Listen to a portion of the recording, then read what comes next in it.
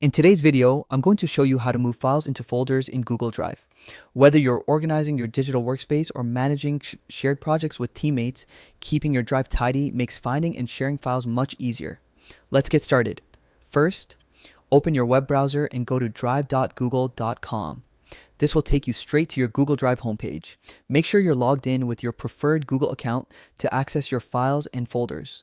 Once you're on the homepage, take a moment to locate the file you'd like to move.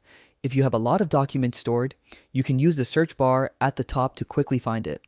Otherwise, simply scroll through your list of files until you spot the one you want. After you've found your file, right-click on it.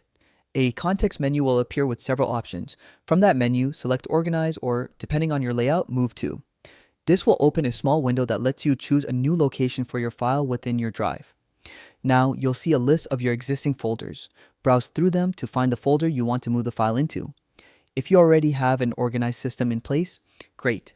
Just select the appropriate folder. But if you don't see a folder that fits, you can easily create a new one right from this window. To do that, click on the New Folder button located in the bottom left corner of the dialog box. Give your new folder a clear name so you can easily identify it later, then click Create. Once the new folder appears, select it to make it the destination. When you've chosen or created the right folder, click the Move button to finalize the process. Google Drive will instantly relocate your file, and you'll see a confirmation pop up confirming that the move was successful. Your file is now neatly stored inside its new folder, keeping your drive better organized.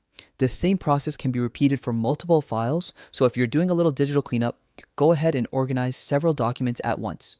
You can even use drag and drop as a quick alternative. Simply click and hold a file, then drag it over the folder name on the left panel. When the folder highlights, release the mouse button to drop it in place. And that's it. You've successfully learned how to move files into folders in Google Drive. Taking a few moments to organize your documents can save you time in the long run and make collaboration with others much smoother.